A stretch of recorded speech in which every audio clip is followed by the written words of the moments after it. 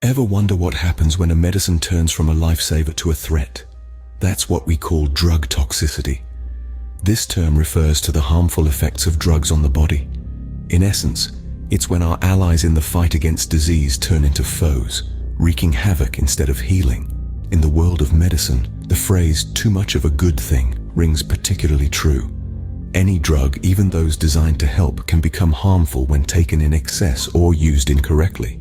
It's like a double-edged sword, with the potential to heal on one side and harm on the other. Drug toxicity doesn't discriminate. It can occur with over-the-counter drugs, prescription medications, and even substances used recreationally. It's a fascinating and complex topic, one that we'll be exploring in depth in the coming segments. Now that we have a basic understanding of drug toxicity, let's delve deeper into its types. Drug toxicity isn't a one-size-fits-all concept. There are actually a number of different types. The first type we'll discuss is acute drug toxicity. This is what you might think of as an immediate reaction to a drug, taking place within hours or even minutes of exposure. It's often the result of a single large dose of a drug, and the symptoms can be dramatic. Think of an overdose situation, where the person may lose consciousness, experience seizures, or have difficulty breathing.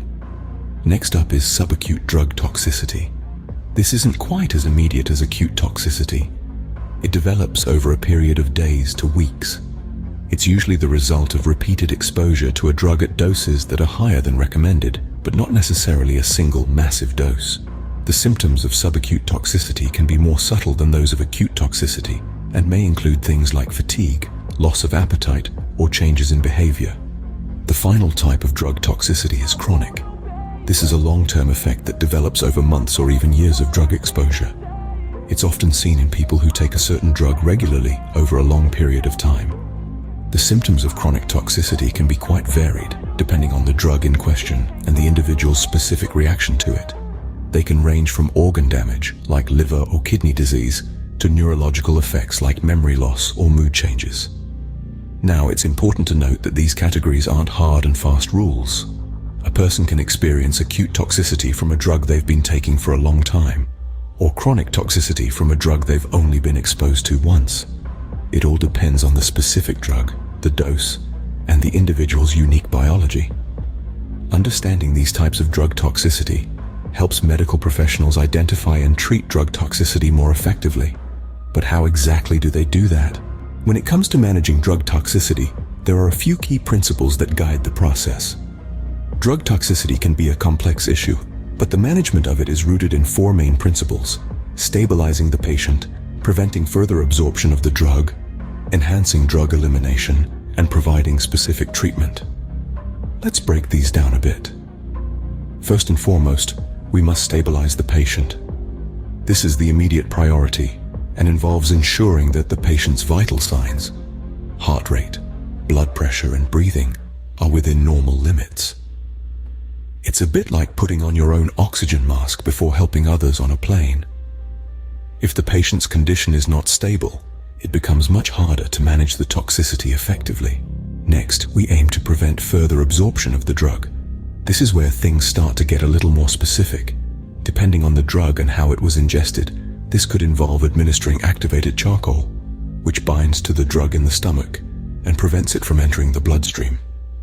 In some cases, a procedure known as gastric lavage or stomach pumping might be necessary.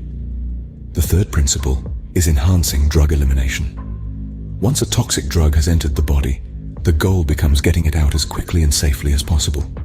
There are various ways to do this, from increasing urine production to dialysis, which is a procedure that filters the blood. The method used will depend on several factors, including the drug's properties and the patient's overall health. Finally, we have the provision of specific treatment.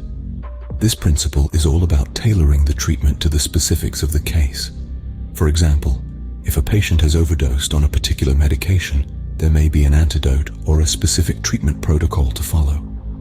This requires a deep understanding of the drug involved and its effects on the body. Now, it's important to note that these principles are not always followed in order. In some cases, specific treatment may be initiated before enhancing elimination, for instance.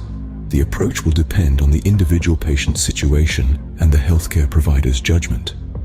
While these principles provide a general framework for managing drug toxicity, the specifics can vary widely.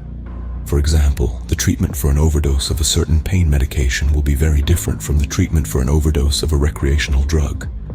Therefore, healthcare professionals need to be well versed in a variety of treatment protocols. These principles form the foundation of drug toxicity management, but the specific treatments can vary greatly depending on the type of drug involved. Remember, every case is unique, and the best approach is one that is tailored to the individual patient's needs and circumstances. While the general principles of management apply to all cases of drug toxicity, the specific treatments can be quite different. Let's delve into a few specific treatments for drug toxicity, such as the use of antidotes, dialysis, and supportive care. Each of these treatments has its own unique role and is chosen based on the type and severity of the drug toxicity. First, let's talk about antidotes. These are substances that can counteract the effects of a toxic drug. They work by binding to the toxic drug in the body, neutralizing its effects, or speeding up its elimination. For instance, naloxone is an antidote often used in opioid overdoses. It works by binding to the same receptors in the brain that opioids do, effectively blocking their effects and reversing the overdose. However, antidotes are not available for all types of drug toxicity, and their use needs to be carefully monitored to avoid adverse effects. Next, we have dialysis. This is a process that helps remove toxic substances from the blood when the kidneys are unable to do so. It's often used in cases of severe drug toxicity, where the drug is causing damage to the kidneys or when the drug is not easily broken down and eliminated by the body.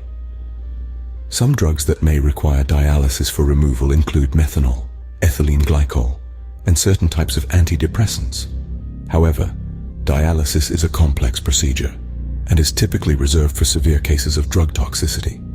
Then there's supportive care, which is often the backbone of treating drug toxicity. This involves treating the symptoms caused by the toxic drug and supporting the body's natural functions while it works to eliminate the drug. For example, if a patient has overdosed on a drug that is causing respiratory depression, supportive care may involve providing oxygen or even mechanical ventilation to support breathing. If the drug is causing dehydration, supportive care may also involve rehydration therapy. Finally, let's not forget the role of time in treatment. Certain drugs like acetaminophen can cause delayed toxicity. In these cases, monitoring the patient over time is crucial, as symptoms may not appear immediately after the overdose.